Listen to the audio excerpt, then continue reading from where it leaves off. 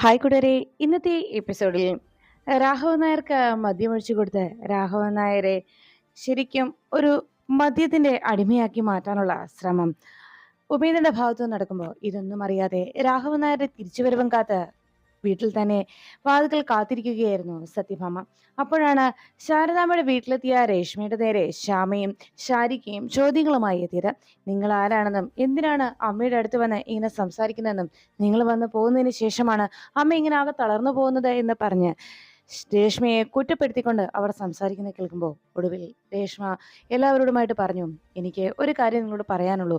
ഞാൻ ആരാണ് എന്നതിൻ്റെ ചോദ്യത്തിന് ഉത്തരം കണ്ടെത്തുന്നതിനേക്കാൾ മുമ്പ് നിങ്ങളുടെ അമ്മയ്ക്ക് സംഭവിക്കുന്ന ഈ മാനസികാവസ്ഥയിലെ പിരിമുറുക്കം എന്താണെന്ന് തിരിച്ചറിയുക.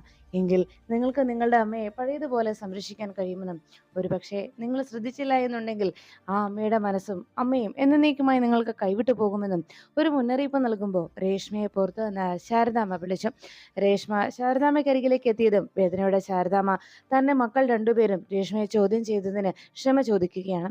അതിനൊന്നും ഒരു പ്രശ്നവുമില്ല എന്നും തനിക്ക് എല്ലാം മനസ്സിലാകുമെന്നും ശാരദാമ്മ ഒന്നും ഓർത്ത് സങ്കടപ്പെടേണ്ട എന്ന് പറഞ്ഞ് രേഷ്മ അവിടെ നിന്നും മടങ്ങി. അപ്പോഴേക്കും രാഘവൻ നായരെ കാത്തിരുന്ന് ആകെ വിഷമത്തോടിരിക്കുന്ന സത്യഭാമ പിള്ളയോട് പരാതിപ്പെടുകയായിരുന്നു. ഇത്രയും നേരമായിട്ടും രാഘവേട്ടനെ കാണുന്നില്ലല്ലോ എന്നും ആ ഉപേന്ദ്രന്റെ കൂടെ പോയത് കൊണ്ടാണ് തനിക്കാകെ ഭയമായിരിക്കുന്നതെന്നും ഉപേന്ദ്രൻ ഇപ്പോൾ ഇവിടെ വന്ന് നടത്തിയ അഭിനയമൊക്കെ അത് അയാൾക്ക് എന്തോ രോഗമുണ്ട് എന്ന് പറഞ്ഞിട്ടാണ് ഇപ്പോൾ രാഘവേട്ടന്റെ മനസ്സ് കീഴടക്കിയിരിക്കുന്നത്. ഒരുപക്ഷെ അത് അയാളുടെ അളവ് തന്നെയാണോ എന്ന് പോലും എനിക്ക് സംശയമുണ്ടെന്നും അതുകൊണ്ട് അധിക നേരം അയാൾക്കൊപ്പം രാഘവേട്ടൻ ചെലവഴിക്കുന്നതിനോട് എനിക്കൊട്ടും താല്പര്യമില്ല എന്നും സത്യമ്മ പറയുമ്പോൾ ഇത് കേട്ടു നിൽക്കുന്ന പിള്ളേർച്ചൻ ചോദിച്ചത്, താനും കൂടെ പോകാമെന്ന് പറഞ്ഞിട്ട് രാഘവൻ സാർ സമ്മതിച്ചില്ലല്ലോ. ഞാനും ഒപ്പം പോയിരുന്നെങ്കിൽ എങ്ങനെയെങ്കിലും രാഘവൻ സാറിനെ ഞാൻ തിരികെ വിളിച്ചുകൊണ്ട് വരുമായിരുന്നു എന്ന് പിള്ളേച്ചൻ സങ്കടത്തോടെ സത്യാമ്മയെ അറിയിച്ചു. എല്ലാം കേട്ടു നിൽക്കുന്ന പൊന്നി അപ്പോഴേക്കും പറഞ്ഞു, ആ ഉപേന്ദ്രൻ എന്ന് പറയുന്ന ആളെ ഇപ്പോഴും എനിക്കിഷ്ടമില്ല. അയാളുടെ പെരുമാറ്റത്തിൽ എന്തൊക്കെയോ പ്രശ്നമുണ്ട്.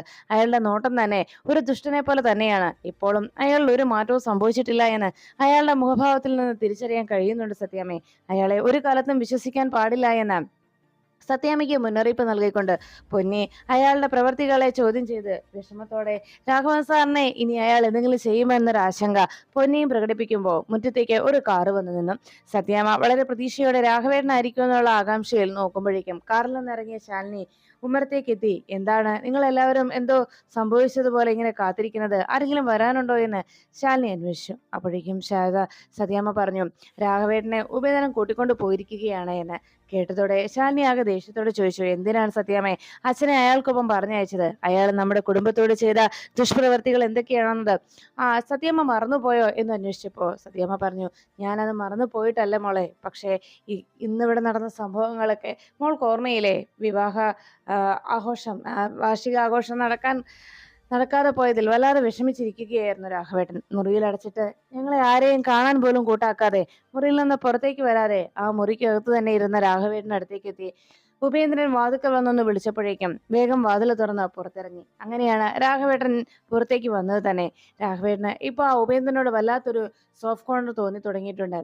അവന് എന്തോ മാരക രോഗമാണെന്നൊക്കെ പറഞ്ഞിട്ടാണ് ഇവിടെ വന്ന് രാഘവേട്ടന്റെ മുന്നിൽ സംസാരിച്ചത്. ഇനി ശരിക്കും ആ രോഗം സത്യം തന്നെയാണോ എന്നും അതോ വെറുതെ കളവ് പറഞ്ഞതാണോ എന്നും അറിയില്ല. അവൻ പറയുന്നതൊക്കെ സത്യമാണെന്ന് ഇനി ഒരിക്കലും വിശ്വസിക്കാനും ആവില്ല. പക്ഷേ അവനിപ്പോ വന്നപ്പോ അങ്ങനെയൊക്കെ അവന്റെ ഭാഗത്തു നിന്ന് അത്തരത്തിലൊക്കെയുള്ള നീക്കങ്ങൾ ഉണ്ടായപ്പോൾ അത് സത്യമാണെന്ന് വിശ്വസിച്ച് പാവൻ രാഘവേട്ടൻ ഇപ്പോൾ അവനെ വല്ലാതെ സ്നേഹിച്ചു തുടങ്ങി. രാഘവേട്ടന്റെ മനസ്സിൽ അവൻ ഒരിടം നേടിക്കഴിഞ്ഞു. ഏത് നേരത്തും എപ്പോൾ വേണമെങ്കിലും ഇവിടെ വന്ന് കയറാമെന്നും രാഘവേട്ടന്റെ മേൽ അത്രത്തോളം ഒരു വിശ്വാസം അവൻ നേടിയെടുത്തു. അതുകൊണ്ടാണ് രാഘവേട്ടൻ ഇപ്പോൾ അവന്റെ കൂടെ പോയത് തന്നെ. എന്തായാലും ഈ ഒരു വിശ്വാസവും അവൻ ഈ വീട്ടിൽ കൊടുത്തിരിക്കുന്ന സ്വാതന്ത്ര്യവും അത് നല്ലതിനല്ല എന്ന് പോലും എൻ്റെ മനസ്സ് പറയുന്നുണ്ടെന്നും എനിക്ക് അതിൽ വല്ലാത്ത ഭയമുണ്ടെന്നും സത്യമ്മ അറിയിക്കുമ്പോൾ ശാലിനി പറഞ്ഞു, എന്തായാലും അയാൾ തിരിച്ചു വരട്ടെ, ഇനി അയാളുടെ മേൽ നമ്മളുടെ ഒരു ശ്രദ്ധ ഉണ്ടാവണമെന്ന് പറഞ്ഞപ്പോഴേക്കും പുറത്തേക്ക് കാറ് വന്ന് നിൽക്കുകയും ഉപേന്ദ്രൻ രാഘവൻ നായരെയും വിളിച്ചുകൊണ്ട് വേഗം അകത്തേക്ക് കയറി വന്നു. ഉപേന്ദ്രൻ അകത്തേക്ക് രാഘവൻ നായരെ കൂട്ടിക്കൊണ്ട് വന്നതും വാതിൽ കാത്തു നിൽക്കുന്ന സത്യാമ്മയെ കണ്ട് രാഘവൻ നായർ പറഞ്ഞു, ഉപേന്ദ്ര, ഞാൻ നിന്നോട് പറഞ്ഞില്ലേ എന്നെ കാത്ത് ഭാമ ഇവിടെ ഇരിക്കുമെന്ന് എന്ന് പറഞ്ഞപ്പോ രാഘവേട്ടൻ എന്താ ഇത്ര താമസിച്ചത്? എത്ര തവണ ഞാൻ വിളിച്ചപ്പോഴൊക്കെ വരാമെന്ന് പറഞ്ഞ് ഫോൺ എന്തിനാ കട്ട് ചെയ്ത് കളഞ്ഞത്? വേഗം വരാൻ പാടില്ലായിരുന്നോ എന്നൊക്കെ ചോദിച്ചപ്പോഴേക്കും അത് നീ പേടിക്കുന്നത് എന്തിനാ? ഞാൻ എന്റെ അനിയന്റെ കൂടെയല്ലേ പോയത് എന്ന് രാഘവൻ നായർ മറുപടി നൽകുന്നു. രാഘവൻ നായരുടെ മുഖഭാവവും സംസാരവും ഒക്കെ ശാലിനിയുടെ മനസ്സിൽ ചില സംശയങ്ങൾ ഉളവാക്കി. രാഘവൻ നായർ മദ്യപിച്ച് വന്നിരിക്കുന്നു എന്നുള്ള കാര്യം മറ്റുള്ളവർക്ക് മനസ്സിലാക്കാത്ത രീതിയിൽ രാഘവൻ നായർക്ക് ഭക്ഷണവും മറ്റു സാധനങ്ങളൊക്കെ കൊടുത്ത് ആ മണം പോലും പുറത്തറിയാത്ത രീതിയിലാണ് അവിടേക്ക് ഉപേന്ദ്രൻ രാഘവൻ നായരെയും കൂട്ടിക്കൊണ്ട് വന്നത്. രാഘവൻ നായർ അകത്തേക്ക് കയറി വന്നതും പിള്ള അരികിലേക്ക് ചെന്ന് സാർ എന്താ ഇത്രയും വൈകിയത് എന്ന് ചോദിച്ചപ്പോൾ, എടോ എനിക്കൊരു കുഴപ്പമില്ല, ഞാൻ വേഗം ഇങ്ങ് എത്തിയല്ലോ എന്ന് പറഞ്ഞ് എനിക്ക് വല്ലാത്ത ക്ഷീണമുണ്ട് ഭാമേ, എനിക്കൊന്ന് കിടക്കണമെന്ന് പറഞ്ഞു. രാഘവൻ നായർ അകത്തേക്ക് പോകാൻ തുടങ്ങിയപ്പോൾ സത്യമ്മ പറഞ്ഞു, എന്തായാലും ഭക്ഷണം കഴിച്ചിട്ട് കിടന്നാൽ മതിയെന്ന്. പെട്ടെന്ന് അടുത്ത് നിന്ന് ഉപേന്ദ്രൻ വിളിച്ചു പറഞ്ഞു, ഏട്ടത്തി വിഷമിക്കൊന്നും വേണ്ട, ഞാൻ ഏട്ടന് ഭക്ഷണമൊക്കെ വാങ്ങിച്ചു കൊടുത്തിട്ടുണ്ട്, ഞങ്ങൾ ആവശ്യത്തിന് കഴിച്ചിട്ടാ വന്നത്. ഇടയ്ക്ക് ഇതുപോലെ ഏട്ടനെ ഒന്ന് പുറത്ത് കൊണ്ടുപോകണം, അപ്പോൾ തീരാവുന്നതേ ഉള്ളൂ ഏട്ടൻ്റെ ഈ പ്രശ്നങ്ങളൊക്കെ.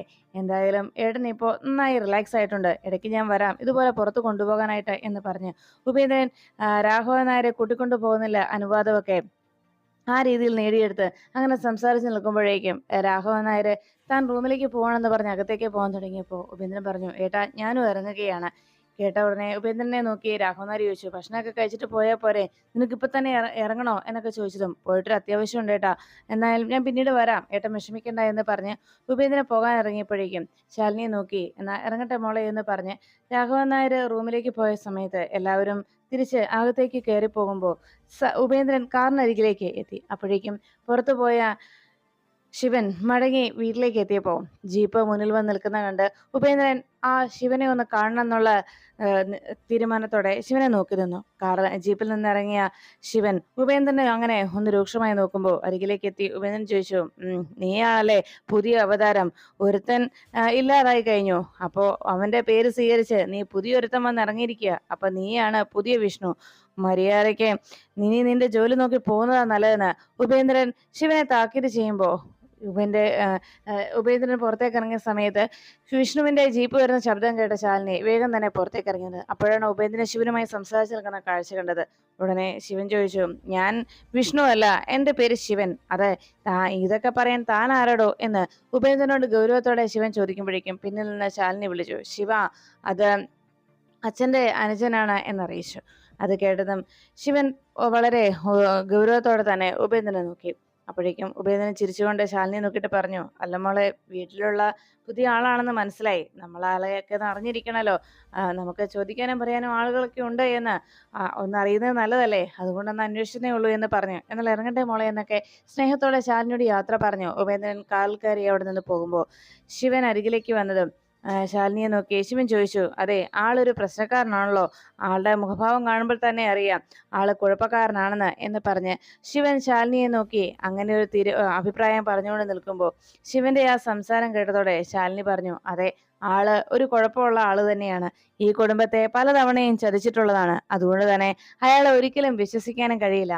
അയാളിപ്പോ അച്ഛന്റെ സ്നേഹം പിടിച്ചുപറ്റി അച്ഛന്റെ കൂടെ കൂടിയിരിക്കുകയാണ്, എന്താണ് ഇയാളുടെ തിരിച്ചുവരവെന്ന് അറിയില്ല എന്ന് പറഞ്ഞപ്പോ ശിവൻ പറഞ്ഞു, ആളെ ഒറ്റനോട്ടത്തിൽ കണ്ടാൽ അറിയാം ആള് പശകാണെന്ന്, ഒരല്പം അകലം പാലിച്ച് ആളെ നിർത്തുന്നത് തന്നെയാണ് എന്തുകൊണ്ടും നല്ലതെന്ന് ശിവൻ അറിയിച്ചപ്പോഴേക്കും ശാലിനി കൂടുതൽ അഭിപ്രായമൊന്നും പറയാതെ പോകാൻ തുടങ്ങിയപ്പോൾ ശിവൻ പറഞ്ഞു, ശാലിനി ഞാനിന്ന് പ്രകാശിനെ കണ്ടിരുന്നു, എത്രയും വേഗം അവരുടെ വിവാഹം നടത്തണം, നമ്മൾ ഇനിയും അക്കാര്യത്തിൽ മുന്നോട്ട് പോകുന്നത് ശരിയാവില്ല, അതുകൊണ്ട് പ്രകാശിന്റെയും ചന്ദ്രയുടെയും വിവാഹം ഉടനെ തന്നെ നടത്തണമെന്ന് പറഞ്ഞതും ശാലിനി ശരിയെന്ന് തലകുലുക്കി. ശാലിനി അകത്തേക്ക് പോകാൻ തുടങ്ങിയപ്പോഴേക്കും പെട്ടെന്ന് ശിവനെ നോക്കിയിട്ട് ശാലിനി പറഞ്ഞു, അതെ നാളെ എനിക്കൊരു ഇമ്പോർട്ടൻറ്റ് മീറ്റിംഗ് ഉണ്ട്, അതുകൊണ്ട് നാളെ കുട്ടികളെ ഒന്ന് സ്കൂളിൽ കൊണ്ടുപോകേണ്ടി വരും ശിവൻ എന്ന് പറഞ്ഞപ്പോൾ ശിവൻ അത് കേട്ടിട്ട് പറഞ്ഞു, അതിലെനിക്ക് സന്തോഷമുള്ളൂ, കുട്ടികൾക്കും അത് തന്നെയാ സന്തോഷം എന്ന് പറഞ്ഞ് ശാലിനിയെ നോക്കി മറുപടി ഒന്നും പറയാതെ വേഗം അകത്തേക്ക് കയറിപ്പോയി. അപ്പോഴേക്കും ശാരദാമ്മയുടെ മനസ്സ് ആകെ അസ്വസ്ഥമായി കഴിഞ്ഞിരുന്നു. താനാണ് എന്തോ വലിയ തെറ്റ് ചെയ്തതെന്നുള്ള ചിന്താഗതിയിൽ ശാരദാമ്മ ആകെ വേദനയോടെ പൂജാമുറിയിൽ തന്നെ അവിടെ തന്നെ ഇരിപ്പ് ഉറപ്പിച്ച് ഭഗവാനെ നോക്കി സങ്കടപ്പെട്ടുകൊണ്ട് ശാരദാമ്മ ഇരിക്കുമ്പോൾ വേലായുധന്റെ വീട് ലക്ഷ്യം വെച്ച് മഹേന്ദ്രൻ പറഞ്ഞനുസരിച്ച് ലാസറും സംഘവും കൂടി അവിടേക്ക് എത്തി. വേലായുധന്റെ വീടിന് മുന്നിലായി വണ്ടി നിർത്തിയിട്ട് പതുക്കെ അകത്തേക്ക് കയറി ലാസർ കയറി വരണം. ഈ സമയത്ത് വീട് ലക്ഷ്യം വെച്ച് ലാസർ വരുന്ന അറിയാതെ ചന്ദ്രയും റാണിയും കൂടി അവിടെ ചന്ദ്രയ്ക്ക് ശിവനുമായി നൽകിയിരിക്കുന്ന വീടിന്റെ ആ പോർഷനിലേക്ക് അവിടെ ചന്ദ്രയ്ക്ക് കൂട്ടായി വന്ന റാണി തന്റെ റീൽസുമായിട്ട് മുന്നോട്ട് പോവുകയായിരുന്നു. അപ്പോഴേ ചന്ദ്രയെ ഫോണിൽ സംസാരിച്ചുകൊണ്ട് പ്രകാശിനോട് വിശേഷങ്ങളൊക്കെ പറഞ്ഞുകൊണ്ടിരിക്കുമ്പോൾ റാണി റീൽസ് ചെയ്യാനായിട്ട് ചന്ദ്രയെ വിളിച്ചു. ചന്ദ്ര, നീ ഒന്ന് വന്നേ, എൻ്റെ കൂടെ വെറുതെ വന്നൊന്ന് ഇരുന്നാ മതി, ഞാൻ ചെയ്തോളാം എന്നൊക്കെ പറഞ്ഞപ്പോൾ ചന്ദ്ര പ്രകാശിനോട് പറഞ്ഞു, അതെ, അവളെന്നെ വിളിക്കുന്നുണ്ട്, അവൾക്ക് എന്തോ റീൽസ് ചെയ്യാനായിട്ട്, ഞാൻ പോട്ടെ എന്ന് ചോദിച്ചപ്പോഴേക്കും പ്രകാശ് പറഞ്ഞു, അതെ, ഞാൻ നേരത്തെ പറഞ്ഞിരുന്നല്ലോ അവള് നമ്മുടെ സ്വർഗത്തിലെ കട്ടുറുമ്പാകുമോ എന്ന്, അതുപോലെ തന്നെ ഇപ്പൊ സംഭവിച്ചുകൊണ്ടിരിക്കുന്നത് എന്ന് പ്രകാശ് അറിയിച്ചപ്പോഴേക്കും ചന്ദ്ര പറഞ്ഞു, ഓ, പ്രകാശിന് താല്പര്യമില്ലെങ്കിൽ ഞാൻ പോകുന്നില്ല, അവള് റീൽസ് ചെയ്ത് പാവം കുട്ടിയാന്നേ, അവളുടെ ലൈഫ് എങ്ങനെയായി എന്നുള്ള കാര്യം ഞാൻ നേരത്തെ പറഞ്ഞിട്ടുള്ളതല്ലേ എന്നൊക്കെ ചോദിച്ചപ്പോൾ പ്രകാശ് പറഞ്ഞു, ഞാൻ വെറുതെ പറഞ്ഞാടോ, താനൊന്ന് ചെന്ന് നോക്ക്, നമുക്ക് നോക്കാലോ എങ്ങനെയുണ്ടെന്ന് എന്ന് പറഞ്ഞതും ശരിയെന്ന് പറഞ്ഞ് ചന്ദ്ര അങ്ങനെ ഫോൺ വെക്കാൻ തുടങ്ങുമ്പോഴേക്കും അരികിലേക്ക് റാണി ഓടി വന്നു. എടി, എൻ്റെ കൂടെ ഒന്ന് വന്ന് നിന്നാൽ മതി, ഞാൻ ഈ റീൽസ് ഒന്ന് ചെയ്തോട്ടെ, നീ വേറൊന്നും ചെയ്യണ്ട എന്ന് പറഞ്ഞപ്പോൾ ചന്ദ്ര പറഞ്ഞു, അതെ, എനിക്ക് താല്പര്യമൊന്നും ഉണ്ടായിട്ടില്ല, ഞാൻ പ്രകാശിനോട് കാര്യം പറഞ്ഞു. അപ്പോൾ പ്രകാശ പറഞ്ഞത് നിന്റെ കൂടെ റീൽസ് ഒന്ന് ചെയ്തു നോക്കാൻ. അത് കേട്ടതും ചന്ദ്രയോട്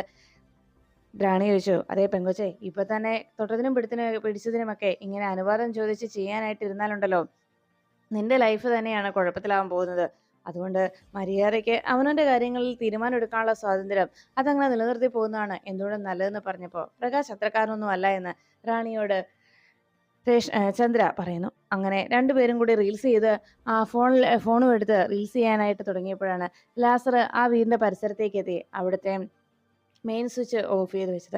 അവിടെ നിന്ന് പവർ പ്ലഗ് മെയിൻ സ്വിച്ചിന്റെ ഫ്യൂസ് ഊരിയെടുത്ത് മാറ്റി വെക്കുമ്പോഴേക്കും ഇതൊന്നും അറിയാതെ ചന്ദ്രയും റാണിയും കൂടി അവിടെ ഇരുന്നുകൊണ്ട് അവരുടെ ആ റീൽസ് ചെയ്യുന്നതിനിടയിൽ പെട്ടെന്ന് ലൈറ്റ് പോയത് കണ്ട് അയ്യോ, കറണ്ട് പോയല്ലോ എന്ന് രണ്ടുപേരും പറഞ്ഞു. സാരയില്ല എന്ന് പറഞ്ഞ് മൊബൈലിൽ അവരവരുടെ റീൽസ് തുടരാനായി ഒരുങ്ങിയപ്പോൾ പെട്ടെന്ന് ലാസർ വാതിക്കലേക്ക് എത്തി വാതിലിൽ മുട്ടി.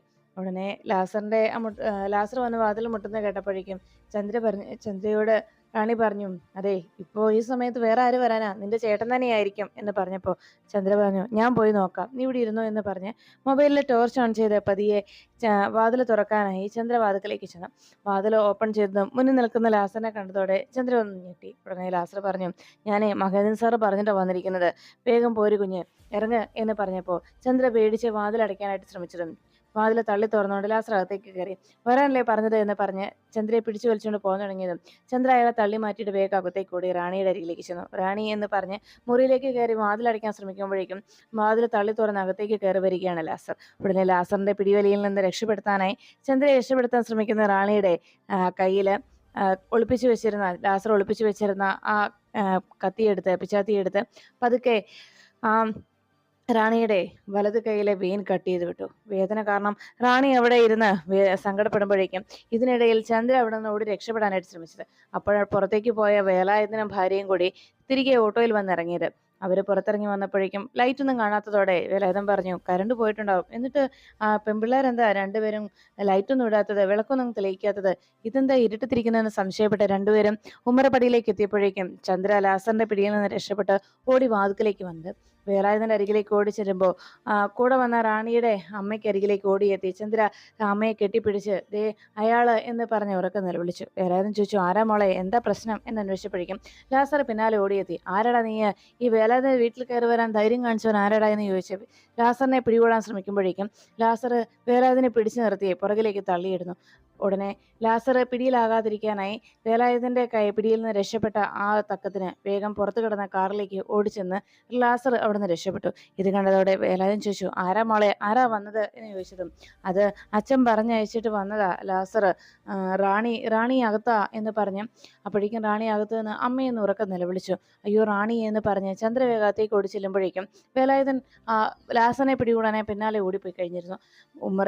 മുറ്റത്തേക്ക് വേലായുധൻ ഇറങ്ങിയ സമയത്ത് റാണിയെ വിളിച്ചുകൊണ്ട് ചന്ദ്ര അകത്തേക്ക് ഓടി ചെല്ലുമ്പോൾ മുറിയിൽ കൈ മുറിഞ്ഞ് ആ കൈ ബലമായി മുറുക്കെ പിടിച്ചുകൊണ്ട് വേദനയോടെ കരയുന്ന റാണിയാണ് അകത്തേക്ക് ഓടി വന്ന ചന്ദ്ര കണ്ടത്.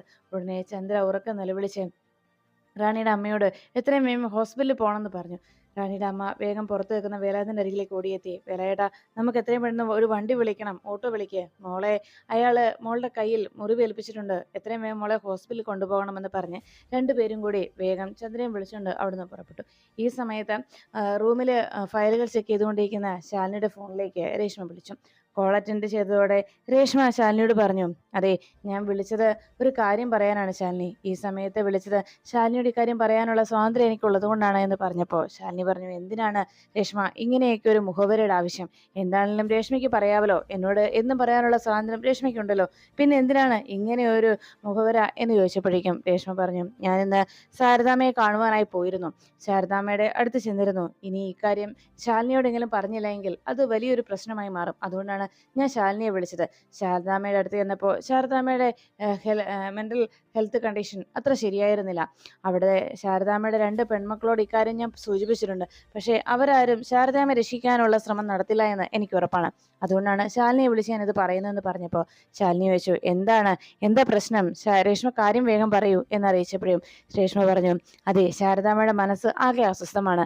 താനെന്തോ വലിയ തെറ്റ് ചെയ്തു എന്നൊരു ധാരണയാണ് ശാരദാമ്മയുടെ മനസ്സിൽ മുഴുവൻ. അതുകൊണ്ട് തന്നെ ശാരദാമ്മ വല്ലാതെ കുറ്റബോധത്തോടെയാണ് സംസാരിക്കുന്നത്. ശാരദാമ്മ ചെയ്ത തെറ്റുകുറ്റങ്ങളുടെ പരിണിത ഫലമാണ് ഇപ്പോൾ മക്കൾ അനുഭവിക്കുന്നത് എന്നും പെൺമക്കളുടെ ജീവിതം ഈ അവസ്ഥയിലാകാനുള്ള കാരണം താനാണെന്നുമൊക്കെയുള്ള ഒരു ധാരണ ശാരദാമ്മയുടെ മനസ്സിനെ വല്ലാതെ അലട്ടുന്നുണ്ട്. അതുകൊണ്ട് ശാരദാമ്മയെ ഒന്ന് ശ്രദ്ധിക്കുന്നത് നന്നായിരിക്കും.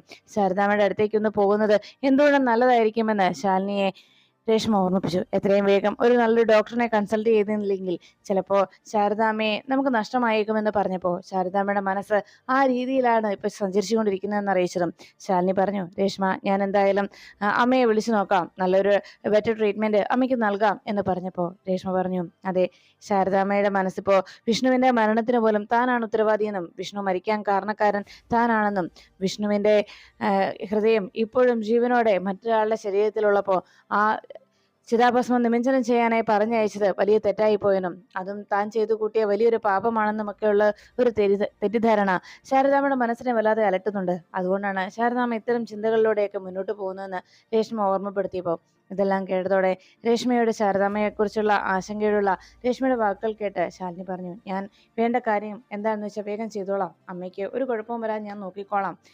രേഷ്മയ്ക്ക് വിഷ്ണുവേട്ടന്റെ ഹാർട്ട് ആർക്കാണ് മാറ്റിവെച്ചെന്നുള്ളത് കണ്ടെത്താൻ സാധിച്ചു എന്ന് ചോദിച്ചതും സത്യം അറിയാവുന്ന ശാരദാമ്മയും ഇക്കാര്യം ശാരദാമ്മ തന്നെ പറഞ്ഞോളാമെന്ന് പറഞ്ഞതുകൊണ്ട് തൽക്കാലം ശാലിനി ഇക്കാര്യം അറിയിക്കാതിരിക്കുന്നതാണ് നല്ലതെന്ന് തന്നെ രേഷ്മ ചിന്തിച്ചു. അതുകൊണ്ട് രേഷ്മ ശാലിനിയോട് തനിക്ക് അയാളെ അറിയില്ല എന്നും താനത് അന്വേഷിച്ചുകൊണ്ടിരിക്കുകയാണെന്നും അക്കാര്യം അറിഞ്ഞാൽ ഉടൻ തന്നെ ശാലിനി അറിയിക്കാമെന്നും പറഞ്ഞ് രേഷ്മ ഫോൺ വെച്ചു. ഉടനെ തന്നെ ശാലിനി ശാരദാമ്മയുടെ ഫോണിലേക്ക് വിളിച്ചു. ശാരദാമ്മ കോൾ എടുക്കാതായതോടെ വല്ലാത്ത ടെൻഷനായി ശാലിനിക്ക്. വേഗം വീണ്ടും ശാരദാമ്മയുടെ ഫോണിലേക്ക് ഒരിക്കൽ കൂടി വിളിച്ചപ്പോൾ പൂജാമുറിയിലിരിക്കുന്ന ശാരദാമ്മ ഇതൊന്നും അറിഞ്ഞിരുന്നില്ല. മുറിയിലിരുന്ന് ഫോൺ റിങ്ങിനെ ശബ്ദം കേട്ട് ശ്യാമ അരികിലേക്ക് എത്തി കോൾ അറ്റൻഡ് ചെയ്തു. എന്തിനാ ഉഞ്ഞേച്ചി ഇപ്പൊ വിളിച്ചത് എന്ന് ചോദിച്ചപ്പോഴേക്കും ശാലിനി പറഞ്ഞു, അമ്മ എവിടെ? അമ്മയോട് ഒന്ന് സംസാരിക്കണം. അപ്പോഴേക്കും ശ്യാമ വല്ലാതെ ദേഷ്യപ്പെട്ടു. കുഞ്ഞേച്ചി, എന്തിനാ അമ്മ ഇപ്പൊ വിളിക്കുന്നത്? അമ്മ ഇപ്പൊ സദാസമയം പൂജാമുറിയിൽ തന്നെയാ. ഭക്ഷണവും വേണ്ട, മറ്റൊന്നും വേണ്ട, ഇപ്പോഴും പൂജാമുറിയിൽ തന്നെ അടച്ചു പൂട്ടിയിരിക്കുകയാണ്. ഇന്ന് ആ ഒരു സ്ത്രീ വന്നിരുന്നു. ഇടയ്ക്കിടയ്ക്ക് ആ സ്ത്രീ വരുന്നുണ്ട്. അവരിവിടെ വന്നിട്ട് പോകുമ്പോഴാണ് അമ്മ ഇങ്ങനെയാവുന്നത്. അല്ല, അതാരാണെന്നൊന്നും ഞങ്ങൾക്കറിയില്ല. ഞങ്ങൾ എന്ത് ചോദിച്ചാലും അമ്മയൊന്നും പറയില്ലല്ലോ. കുഞ്ഞേച്ചിക്കും അമ്മയ്ക്കും മാത്രമായിട്ട് എന്തൊക്കെയോ രഹസ്യങ്ങളുണ്ടല്ലോ. ഞങ്ങളോട് ആരും അതൊന്നും പറയാറുമില്ലല്ലോ. അതുകൊണ്ട് തന്നെ ഇക്കാര്യത്തിൽ ഞങ്ങളും കൂടുതലായിട്ട് ഇടപെട്ടുമില്ല. പക്ഷേ ആ സ്ത്രീ വന്നിട്ട് പോയി കഴിയുമ്പോഴാണ് അമ്മ ഇങ്ങനെ അസ്വസ്ഥയാവുന്നതും അമ്മ ഇതുപോലെയെല്ലാം പെരുമാറുന്നതും. എന്തായാലും ഒരു കാര്യം ഞാൻ പറഞ്ഞേക്കാം, അമ്മയ്ക്ക് എന്തെങ്കിലും ആപത്ത് സംഭവിച്ചാൽ, അമ്മയ്ക്ക് എന്തെങ്കിലും കുഴപ്പം നേരിട്ടാൽ അതിന് ഉത്തരവാദി കുഞ്ഞേച്ചിയും ആ സ്ത്രീയും തന്നെയായിരിക്കും. കൂടുതലൊന്നും ഞാൻ പറയുന്നില്ല എന്ന് പറഞ്ഞപ്പോൾ ശാലിനി പറഞ്ഞു, അമ്മയ്ക്ക് എന്തോ അസുഖം ഉണ്ടെന്നാണല്ലോ പറഞ്ഞു കേട്ടത് എന്ന് ചോദിച്ചപ്പോഴേക്കും രേഷ്മ പറഞ്ഞത് കേട്ട് ശാലിനി അങ്ങനെ ഒരു സംശയം അറിയിച്ചപ്പോൾ ശ്യാമ പറഞ്ഞു, അതെ, അമ്മയ്ക്ക് എന്തൊക്കെയോ അസുഖമുണ്ട്. അപ്പോഴാണ് അരികിലേക്ക് താൻ ഉടനെ എത്താമെന്നും അമ്മയെ ഒരു ഹോസ്പിറ്റലിൽ കൊണ്ടുപോയി കാണിക്കാമെന്നും ശാലിനി അറിയിച്ചപ്പോൾ ശ്യാമയെ ദേഷ്യത്തോടെ ശാലിനിയോട് പറഞ്ഞു, എന്തിനാ, ഏത് ഡോക്ടറെ കാണിക്കാനാ? അമ്മയ്ക്ക് ഇപ്പോൾ ഉള്ള അസുഖേ പനിയോ ജലദോഷമോ ഒന്നും അല്ല. പിന്നെ ഇപ്പോൾ ഈ ഒരു കാര്യത്തിന് ഡോക്ടറെ കാണാനായി പോയാൽ ഇനി ആ ഒരു ചീത്തപ്പേരും കൂടിയുള്ളൂ ശാരദാമ്മയ്ക്കും പെൺമക്കളും കേൾക്കാനുള്ളത്. ശാരദാമ്മയുടെ പെൺമക്കളും ശാരദാമ്മയും ഭ്രാന്ത് പിടിച്ചവരാണെന്നുള്ളത് അതുകൂടി കേട്ടാൽ എല്ലാം ഭംഗിയായി. എന്തായാലും അതിനുകൂടിയുള്ള ഇട എല്ലാവരും ചേർന്ന് വരുത്തുമെന്ന് എനിക്ക് തോന്നുന്നത് എന്ന് പറഞ്ഞ് ദേഷ്യത്തോടെ ശ്യാമ ഫോൺ വയ്ക്കുമ്പോൾ ശാലിനി ആകെ ടെൻഷനിലായി. അപ്പോഴാണ് ചന്ദ്രയെ ശിവൻ അരികിലേക്ക് എത്തിയതും ശിവനെ കെട്ടിപ്പിടിച്ച് ചന്ദ്ര കരഞ്ഞത്. ഏട്ടാ, എന്നെ കൊണ്ടുപോകാനായിട്ട് ആ ലാസർ വന്നിരുന്നു. എനിക്ക് പേടിയാണ് ഏട്ടാ. സത്യത്തിൽ റാണി ഇവിടെ ഇല്ലായിരുന്നെങ്കിൽ അയാൾ എന്നെ പിടിച്ചോണ്ട് പോവുകയോ എന്നെ കൊല്ലുകയോ ചെയ്യുമായിരുന്നു. എന്നെ രക്ഷിക്കാനായിട്ട് റാണി എടുത്തു ചാടിയപ്പോഴാണ് റാണിയുടെ കയ്യിൽ മുറിവേറ്റത്. ആ ലാസറാണ് ഏട്ടാ ഇതിനെല്ലാത്തിനും പിന്നിൽ എന്നറിഞ്ഞതോടെ ലാസറിനെ പിടികൂടാനും ലാസറിനെ ഇവിടേക്ക് പറഞ്ഞയച്ച തൻ്റെ അച്ഛൻ മഹേന്ദ്രൻ ഇങ്ങനെ ഒരു പ്രവൃത്തി ചെയ്തതിനെ അദ്ദേഹത്തെ ചോദ്യം ചെയ്യണമെന്നുള്ളൊരു ചിന്തയും ആ നിമിഷം ശിവന്റെ മനസ്സിലേക്ക് കടന്നു വന്നു.